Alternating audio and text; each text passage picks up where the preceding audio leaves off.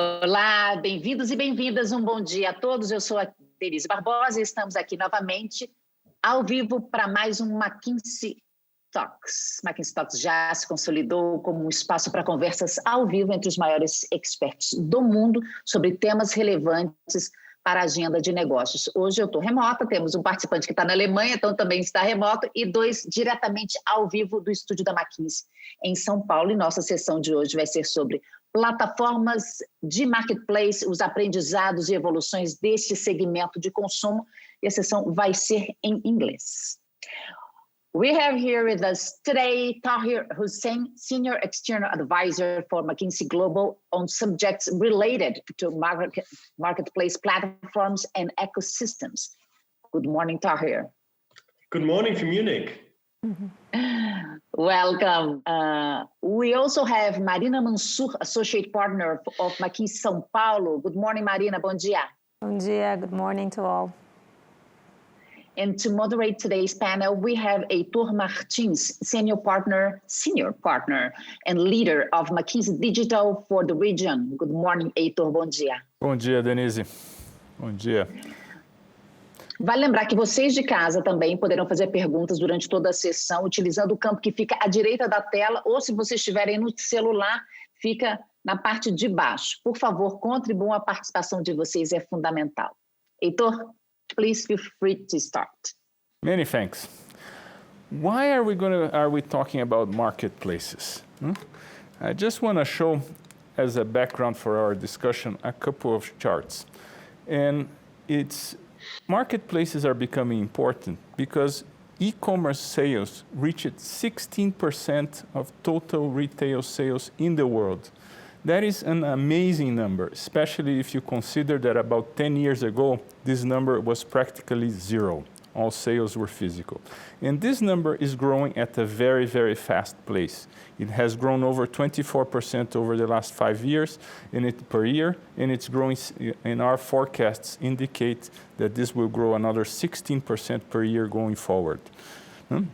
Now, these are e-commerce sales. Well, but when we think about sales that take place in marketplaces, of all e-commerce sales, 60% of them are actually taking place in marketplaces. So marketplaces account today for more than, if you do the math, for more than 10% of total global retail sales. That is an amazing number, okay? And that highlights the importance of the marketplaces in this new world. So Tahir, many thanks for sharing with us your perspectives on marketplace. You've grown in this space and you are a true expert. So we're very eager to actually get your views on this. And I would start by asking you to actually explain to us exactly what is a marketplace, because there is a lot of confusion. So, can you tell us? Happy to do so. Having spent almost 10 years at Amazon in Germany, China, and the US, so I was part of creating a marketplace. So allow me to use Amazon's view of what a marketplace is. So traditionally, Amazon was a retailer. We called it the 1P model. So where we bought, like any other retailer, we bought items from partners and we sold them, we set the prices. At some stage, Jeff Bezos and the leadership team said, if we want to grow our customer serving offer, more selection, more convenience, better prices, what vehicle can we find? And out of this one, the marketplace was born. A vehicle, which is a platform allowing outsiders, brands, sellers to participate in the ecosystem selling to customers. So over the years, the marketplace was further developed, more services were added, but in a nutshell, it's a place where not only a 1P model exists, but a 3P model coming from sellers outside coexists. Why is it generating so much traction today? Well, if you look at it from the customer perspective, with the marketplace, you can offer much more selection in a more effective way. So for example, you can create millions of items in fashion without having to buy and stock them all yourself. You can offer better prices because the more selection you can offer in marketplaces with competing sellers, the prices will go down. So you create for the end customer a great way to shop better. For the second set of customers, the sellers, you create an opportunity to be present with a huge audience without being an established brand yourself. So it's the attraction to the primary customer, the end customer, and a great way to engage with end customers, the sellers, which make Marketplace such an amazingly interesting setup nowadays. Thank you, Tahir. When we think about marketplaces, we see Amazon and Alibaba as the main leading players in the world. They are very different. One of them is in China, the other one in the US, but that's not the only difference. They actually follow a very different logic. Amazon is very customer-centric, and these numbers, I get really amazed with them. 82% of US households today have an Amazon Prime membership. And Amazon can actually reach 70% of the US population with same day or next day delivery. So Amazon has actually built a system that is very focused on delivering superior service to customers and actually on creating loyalty with these customers. On the other hand, if we think about Alibaba, Alibaba actually plays much more to the strengths of the relationship with the merchants. They were structured in two pillars. You have Tmall, which is kind of a shopping mall, with a smaller number of sellers, which tend to be larger sellers, with established brands. That is Tmall. And you have Taobao, which is more of a C2C and small business platform that has millions of active sellers and has a tremendous monthly traffic of 440 million people actually going through there. Those are very different models. Can you actually explain to us a little bit more of the differences and the strengths of each other? I'm happy to do so.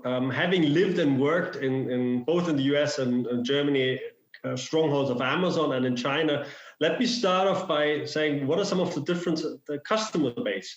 Because if you look at the US, Germany, established markets, customers were traditionally, they are used to shopping in offline malls as well. They are used to getting deliveries. They're used to having credit cards. So the convenience factor was really a number one factor that you could build your business model, and we come to that one. On the other hand, in China, when I arrived except for the big cities, there were no shopping malls. There was no real offline purchasing available. Plus, there was no real credit card. So you actually had an opportunity to create your business around a very different value proposition, actually be the mall and become the currency. So before we talk about differences, similarities, there are similarities. So both of them focus on the customers. You're right. Taobao almost more a little bit on the seller.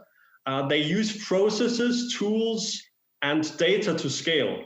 And that's very common. On the differences, I would say Amazon, you said that it's very, very transactional. It's very convenience driven. Prime is at the core of the business. They really try to grow that part, and they are very good with all the transactions up to the last mile, which they have grown, and we may come to later. Now in China, on the other hand, Tmall, Taobao, Alibaba, they really built not only an ecosystem from the seller side with a lot of focus with the two main pillars, Tmall and Taobao, but they also create a wonderful ecosystem with Alipay. And let's just spend there a couple of seconds. With Alipay, you can make payments very convenient. Not only that, you can actually collect much more data than Amazon has. And what Alibaba is super good at is building use cases that go well beyond the pure transaction and helping sellers, helping brands grow their business. The last one, I would say, Chinese shoppers, they are glued to their mobile phones. I would call it a mobile-only country. And what you see there is that Alibaba has to and is much more aggressive with engaging content, with entertainment on the mobile phone. I would say, compared to this one, the way that Amazon does its business is still quite boring. It's transactional. China is engaging. Video is the rage. You have talk shows, you have influencers selling online. So these are some of the differences stemming from the difference in the consumers and the culture. Thank you, Tahir. We're talking a lot about China and the US, but let's see what is happening in Brazil. In Brazil, we are also seeing and living an amazing growth on e-commerce volume. No? And this number is just amazing. Just in 2020, the volume of e-commerce transactions in Brazil grew 66%. Marina, can you tell us a little bit about that? What is going on? Sure. So what we've seen in Brazil, as you mentioned, during COVID, online sales had a huge growth, right? If you see e-commerce sales and overall e-commerce sales, it grew more than 180% during the second semester of 2020, and this is a stellar number. But when we see marketplaces, as Tahir mentioned it, e-commerce has 1P and 3P. And marketplaces were the bulk of this growth. If you consider that Mercado Livre is 100% 3P, and if you add the 3P parts of other big marketplaces, such as Magazine Luiza or Via Varejo and others, it gets up to 70% of the total sales volumes in the country. So 3P, not only e-commerce is gaining traction in the country with Brazilian consumers, but 3P marketplaces are in the core of this growth. Of course, all of those players still have to figure out how to gain seller attention and how to attract those sellers to those platforms. But the seller sale, the 3P part of it, it's already up to 70% of e-commerce penetration in the country. Thank you. Now, with this whole world of 3P and marketplaces are actually getting very crowded, no? And it's getting more and more difficult for actually sellers to differentiate their products and reach the consumers. How is this battle taking place, Tahir? No? What advice can you actually give to sellers? Yeah, so let me start off by saying I would always differentiate between brands that also think about whether to engage with the marketplace as seller and sellers, especially with Amazon, some of the countries that are they're only focusing on selling on the marketplace like Amazon, which, by the way, I think will also come a lot more in Brazil. So if you look at the seller part, what I've seen, they are actually geared to, they focus their whole work on understanding how, for example, Amazon works. What does it mean? It means you have metrics that are Amazon metrics. They are very different from what you have at other retailers. You also have requirements in how to compete and how to win. At Amazon, if you don't win the buy box in a smartphone, you basically, you're not visible. How do you win the buy box? Now for Amazon, you saw it in a previous slide, that Prime is so key. So you have to be able to offer in some way or the other Prime, either through a program called Fulfillment by Amazon, where you send your items to the Amazon fulfillment centers and they send out like any other one offer, or you have new programs like in US Seller Fulfilled Prime. But you need to understand how Amazon determines what goes into the buy box. Now, for brands that are now growing their own direct-to-consumer business and are thinking about how to engage in the marketplace, one of the #1 lessons I've seen and I've talked to clients is you need to have a different mental model when you talk to Amazon than when you have with your usual retailer. You cannot translate all the metrics and the measures of success. Because if you do that, you will in all likelihood fail. For example, sellers tell me that Amazon has all these crazy logistical requirements. They are not reasonable. Well, I just said, that's how Amazon runs the business. It's a very successful marketplace. So you need to build the capabilities inside, even if you haven't had them, to satisfy these requirements. So you need to be all in before deciding to engage and really be successful with a marketplace like Amazon. Tahir, let me complement that question, because what you described is very exciting, but at the same time very frightening for retailers, no? Especially for small retailers. If you think about somebody who had a small shop, it's a whole different dynamics. No? How do you learn how to operate in this new space if you're a small retailer? No? Are there Is there an educational component taking place? Are there schools, technical programs to create people, to prepare retailers for this new environment? So, we talked about brands, and now you talk about retailers. I mean, we see these trends all around the world, and the COVID has actually accentuated. It is incredibly hard. So the number one thing before we talk about how to engage in the marketplace is, what can you as a small retailer offer that a big marketplace cannot? And small retailers, they can sometimes be nimble in offering a better service. In fashion, you can offer a better service in advising, especially women, what a good match of colors look like, in a way that Amazon can't, because Amazon is very transactional.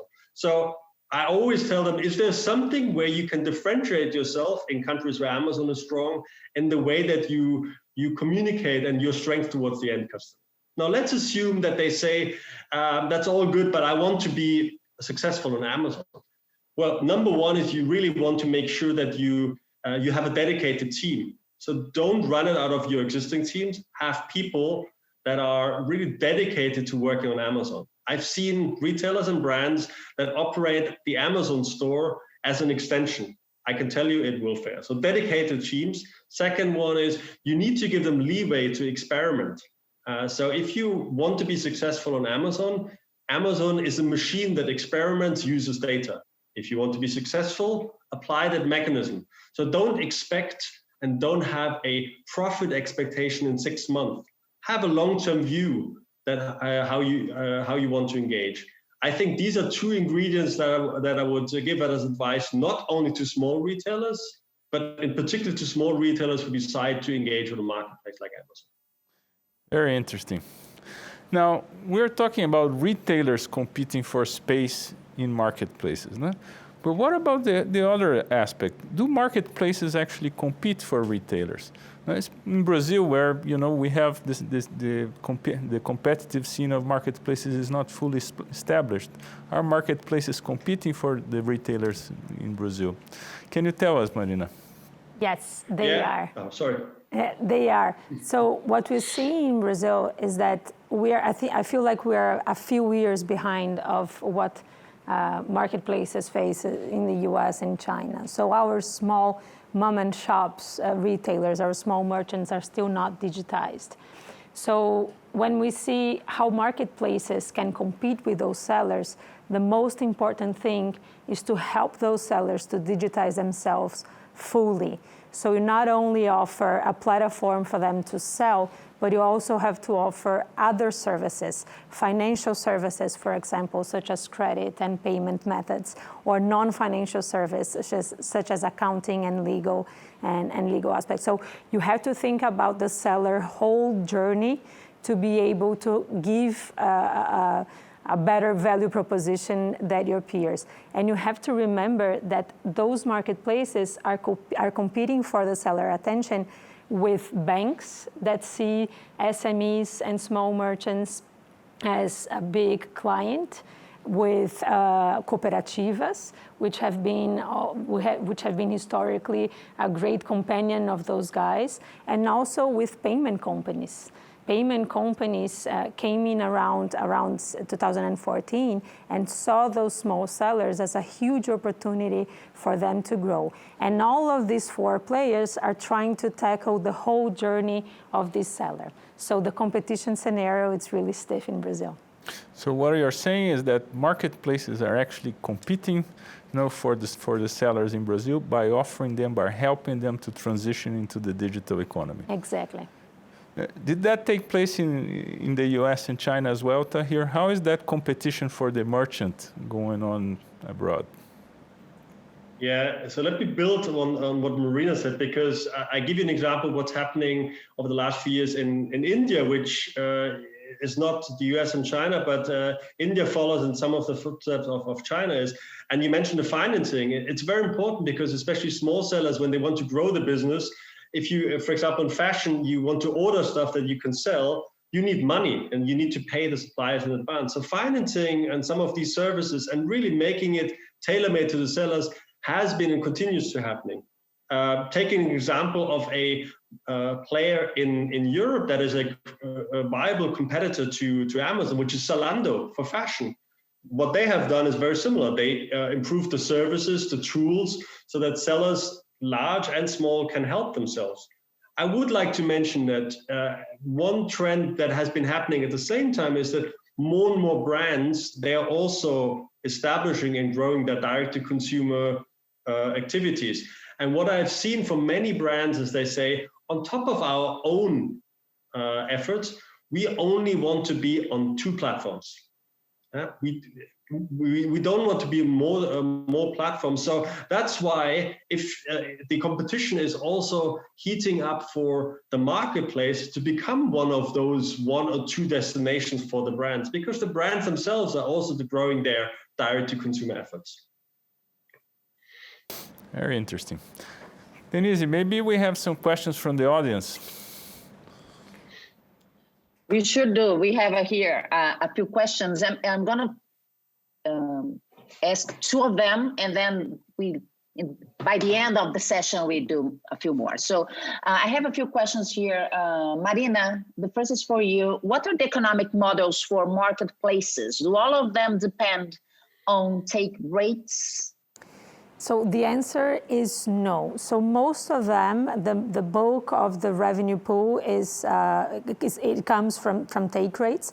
So take rate is the rate that marketplace is charging in every sales volume, right? In Brazil, it's something around from 6 to 12%. But not all of them depend on take rates. What we are seeing around the world, Taobao is an example of it, is that they don't charge any take rate, but they charge for value-added services. So Taobao charges for logistics services, it charges for ads and pricing and promotion tools, it charges for CRM analytics. So you provide the seller with a whole package of value-added services, and you charge for those, but do not charge for take rate.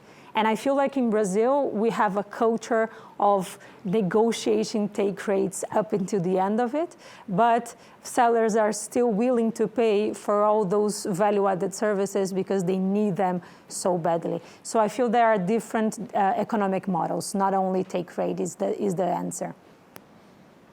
Okay. Tahir, we have a question also for you. What are Amazon main competitors in the US? Is this a winner takes all market?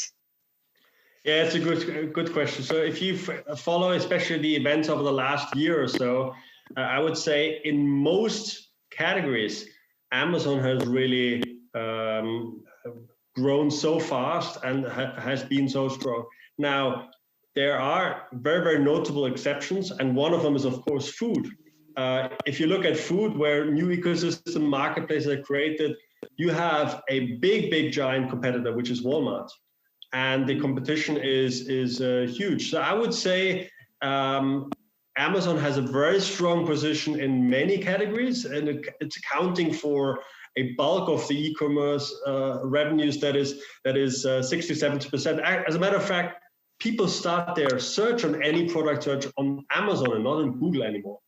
But they have a big competitor in Walmart in the US, and they have in a couple of countries and verticals competitors.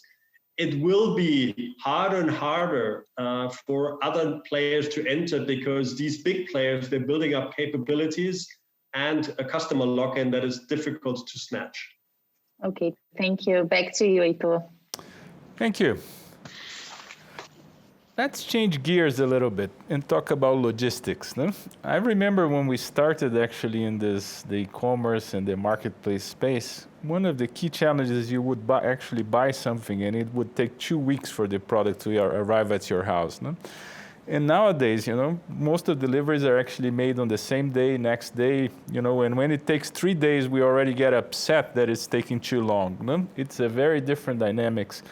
Tahir, can you actually tell us, about the importance of the delivery experience, no? And how are companies actually working to improve that and deliver superior service on that front? Yeah. So one is, again, if you look at work from the customer backwards, in the US for many years, 1 or 2 day delivery in most cases was absolutely fine. Now, as you had new competitors and new businesses, they were actually, they could optimize their whole supply chain on these verticals. So Amazon, for one, because they wanted to grow in food and you don't want to wait for 2 days in food. We talked about this. Second, the strong investments of Amazon in logistics up to the last mile, they have also come as a defensive move. Defensive to make sure that no one else can capture it. And defensive move, one thing you should not underestimate, Amazon realized in most markets that the key players they relied on for many years, United Parcel Service in the US, Royal Mail in the UK, DHL in Germany, they would not be able to handle the scale. So they would have to grow this business. Now to 2 hours or 1 hour that for example, many customers around the world can now enjoy with Prime Now. One of the key things that Amazon said is, this is crucial. How do we make it happen?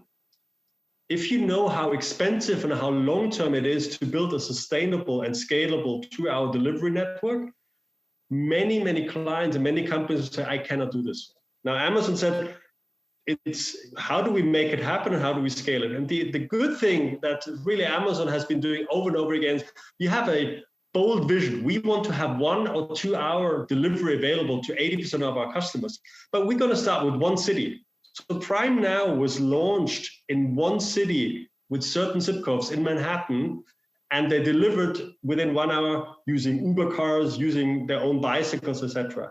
But they knew that they have to build it. So it's an investment in own process technology, owning more and more parts of the last mile yourself, and making sure it's not just offensive move towards the customers, but you're also protecting your turf with the investments that are very difficult to recoup for other players trying to enter that space. But so Tahir, just to make sure I understood, if you're living in New York or in London or one of the major urban centers, 1 hour delivery is nowadays a reality. You can actually shop and get the products to your door in 1 hour. That is absolutely correct. And if I look back, and I was part of the discussion with Jeff Bezos, because I was sitting in China, and our competitors in China, they were actually offering that one.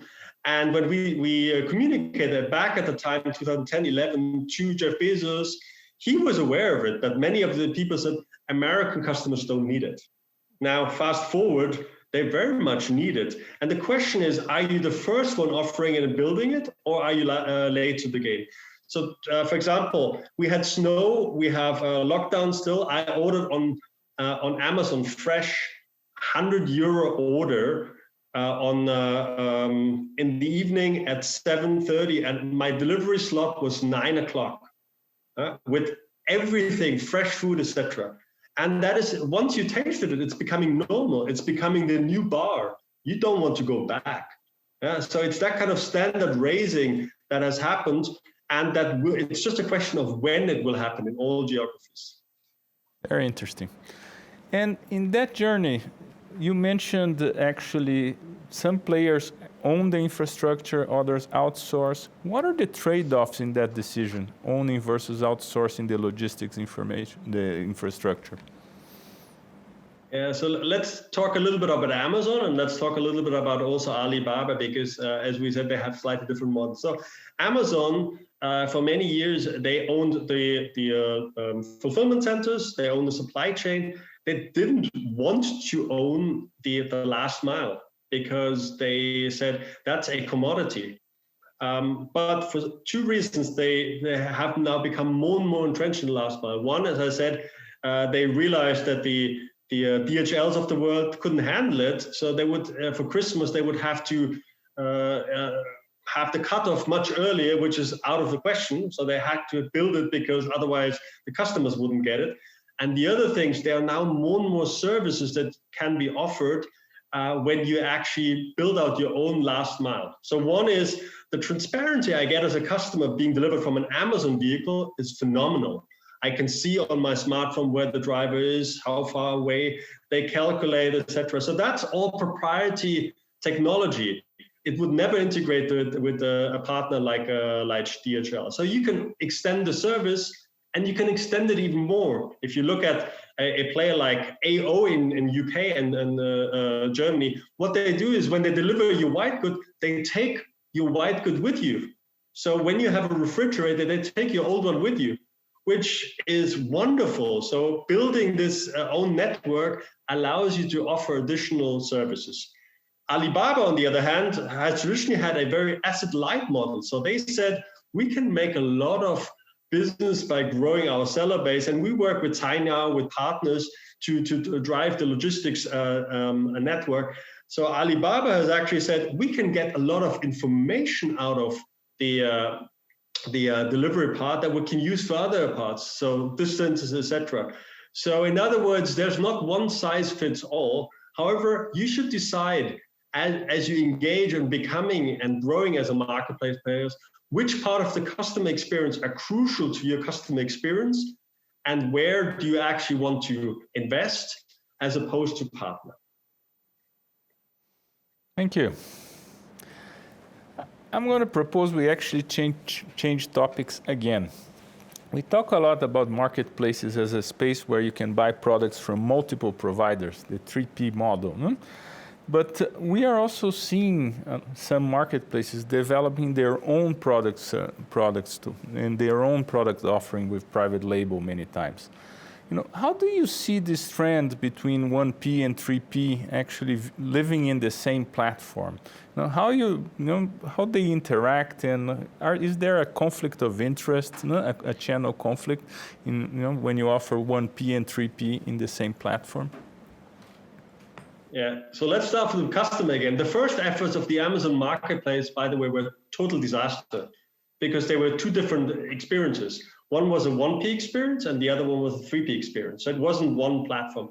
It was only when this concept of the single detail page was born that the marketplace really started flying. And you talked about the biggest identifier and unifier for customers, which is Prime. So from the customer perspective, it doesn't matter. When they see Prime, many customers don't see whether it's sold and shipped by Amazon. They see it's Prime, so they have an Amazon experience. So from that perspective, it's really great because you combine the best of the two worlds. Now, you talked about private label. If you see today, Amazon's 1P efforts, the strongest one are private label. If you see many product categories right now, fashion, etc., the first offers will be 1P product. So it's a good way to drive your own private label product, which, by the way, is not an Amazon invention. It's been done for many decades in retailers. When you go to the supermarkets, they have their private label. Now, have there been conflicts? I can tell you, we've had plenty of conflicts at Amazon because we had for many years separate organizations. We had a 1P organization with retail tools, and we had a 3P organization with seller tools. And sometimes we would go to the same brands at different times. So the coordination effort internally was quite cumbersome. And sometimes the brands would also complain because they wouldn't have a single point of contact, which was one of the key reasons why Amazon, after a decade of having those standalone teams, integrated the two teams into one organization to address those conflicts. But Amazon, and that's one advice I can say, same for Alibaba, is conflict is good when it's healthy, when it creates competition. Just having cohesion for the sake of not having conflict sometimes slows down innovation. So Amazon is very aware that healthy conflict is good conflict. Very interesting. Marina, I'm going to turn back to you now. Can we, when we look at Brazil, we see that many of the obstacles to the delivery of e-commerce, the growth of marketplaces in e-commerce, are actually related to the operations. It's actually the delivery cost, it's the time that it takes to deliver, it's the trust on the online transaction with the credit card and so on. So there are infrastructure and cultural elements that are actually, in a sense, limiting the growth of e-commerce and marketplaces here. How do you see that scenario evolving over time? So I feel like there are three main bottlenecks to e-commerce penetration and marketplace penetrations in the country. The first one, Tahir mentioned it really well, which is logistics, right? So in Brazil, we still lag a good logistics infrastructure.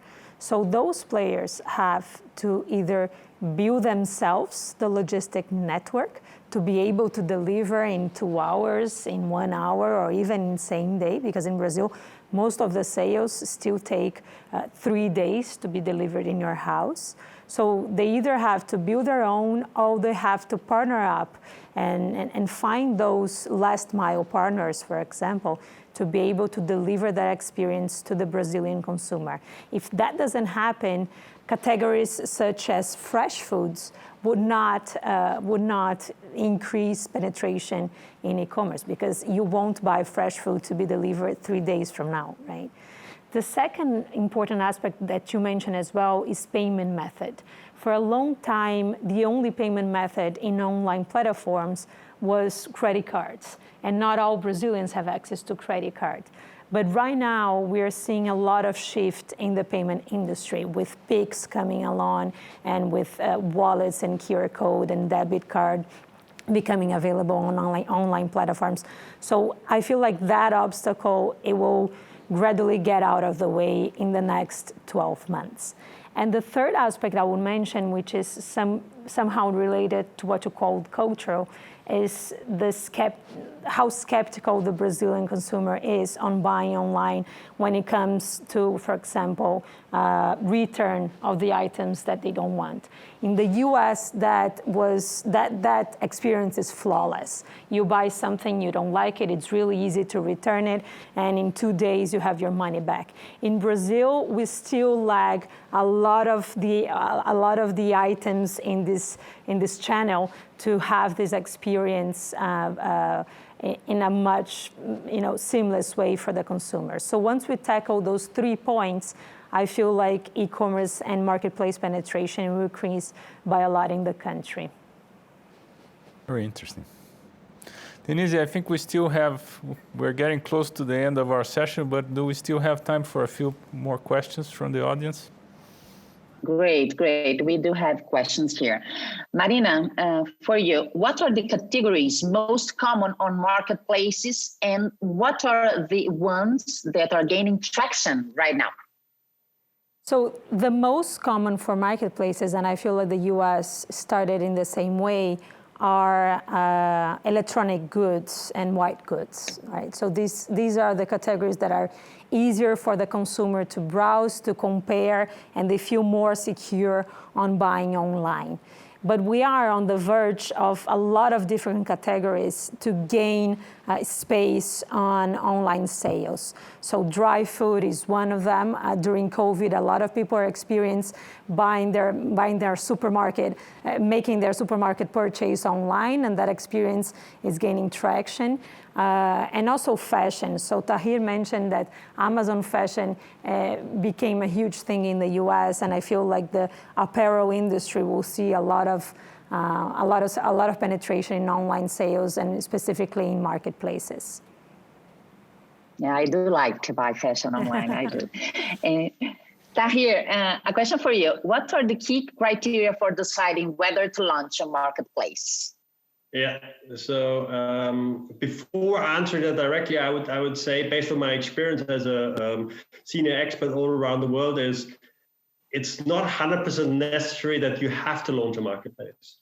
I understand Amazon is great, but it can be a super interesting and viable option, but you shouldn't follow the marketplace craziness just because you have those big players. Having said that, what are key criteria? Number one is you have to understand who are your customers. So are these end customers? What kind of needs do they have? And then really, what are the 1 or 2 criteria that you want to wow your customers? So if one of the 1 or 2 criteria is selection, like we just said, a marketplace is an extremely interesting option for you to grow that business. If you want to grow further delivery part and you build out these capabilities, but you don't want to do all the delivery yourself, again, that is a good criteria. So it really depends on who your customer focus is and what are the 1 or 2 things you really want to wow your customers on. I would say is once you decide on those, you need to understand that building a marketplace does not happen overnight. So we talked about building the capabilities, but you also, it's as Marina also talked about, there's cultural elements in each market, but there's also cultural elements in building a marketplace. So if you build one, you have a 1P, how do you handle the internal conflict, etc.? So you need to have a long-term view and commitment that this is the right thing for you to drive sustainable growth for your business 5-10 years from now, not in 12 months. Marina, one more question for you. As a fashion retailers, for example, why would I enter a marketplace versus building my own? That's a great question. So why I feel like the trade-off, putting in a very simple way, the trade-off is between volume and customer ownership, right? So one reason for you to enter into a big marketplace is volume. These marketplace platforms together, they have more traffic, daily traffic through their platforms than all of the shopping malls in Brazil altogether. So if you want to increase volume and you want to gain scale, being on a marketplace could be crucial to your brand. On the other hand, being on a marketplace, you lose a little bit of the customer ownership, the customer relationship, because the customer is buying on the marketplace and not on your own platform. And I would change the phrase. You ask, why should I be on a marketplace or build my own marketplace? And I feel like that for fashion retailers specific, if you're not entering in a marketplace and if you want to compete, you not only have to build a marketplace, but you're gonna have to build an ecosystem.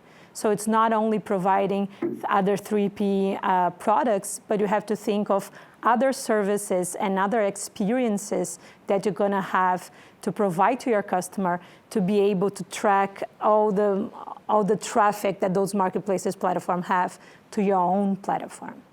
We are almost running out of time, Tahir, but I'd like to ask you one last question.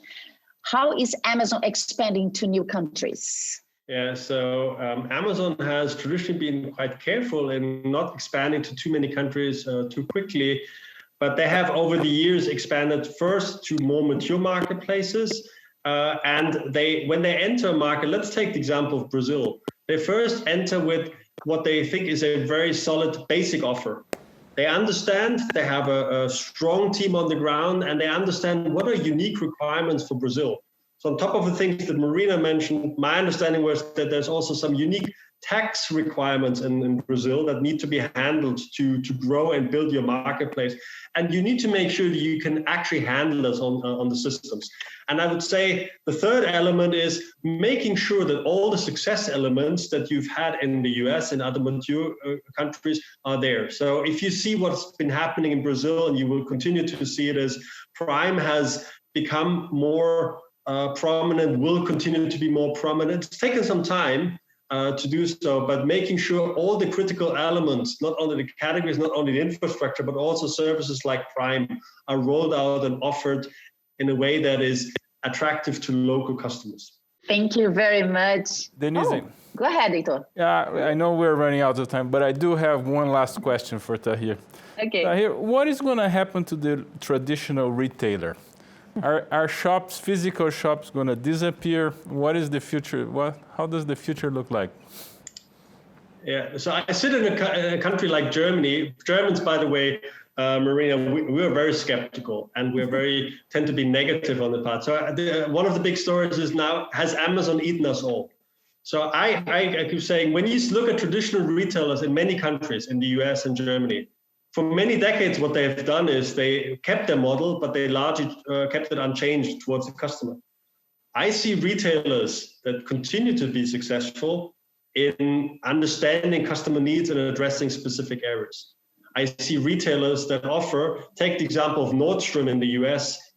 Marina talked about it. They offer a store which has not thousands of shirts and colors, but it's a concierge service where you can go in and you can get advisory. So you need to innovate and find ways to drive to drive relevance with customers. In other ways, there are ways, and I think it's not one winner takes it all, but you need to apply some of the thinking that players like Amazon or Alibaba have: customer focus, innovation, speed, data, to out Amazon your market. So don't be in awe, don't be passive, take risks, because your legacy business, if you don't change it, will die.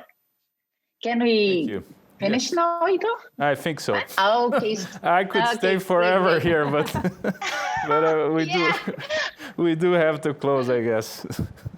So Denise, back to you. The conversation is very good. Okay, thank you. So thank you very much, Tahir. Muito obrigada, Marina e Heitor, pela conversa de hoje, e a todo mundo de casa que mandou perguntas e ficou aqui com a gente os últimos 45 minutos. Super obrigada. A próxima sessão, excepcionalmente, vai ser na segunda-feira, dia 22 de fevereiro, ou seja, da outra semana, às 6 da tarde, às 18 horas. Coloca aí na agenda, gente. Colaboração eficaz entre empresas tradicionais e startups para criar valor no longo prazo.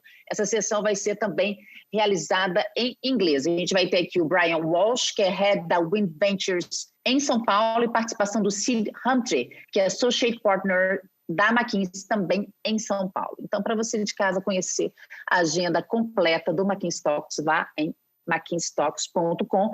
Lá vocês também podem assistir aos episódios anteriores, e na segunda-feira o episódio de hoje vai estar disponível lá, caso vocês queiram ver novamente. Vocês também encontram as versões em áudio, tá? No Spotify, para quem curte podcast, ouvir as sessões enquanto caminha no parque, esse tipo de coisa. Tempo a gente vai ter pra caramba agora nos próximos dias, quem folgar, né? Então, muito obrigada pela companhia, um ótimo fim de semana a todos, até a próxima, tchau.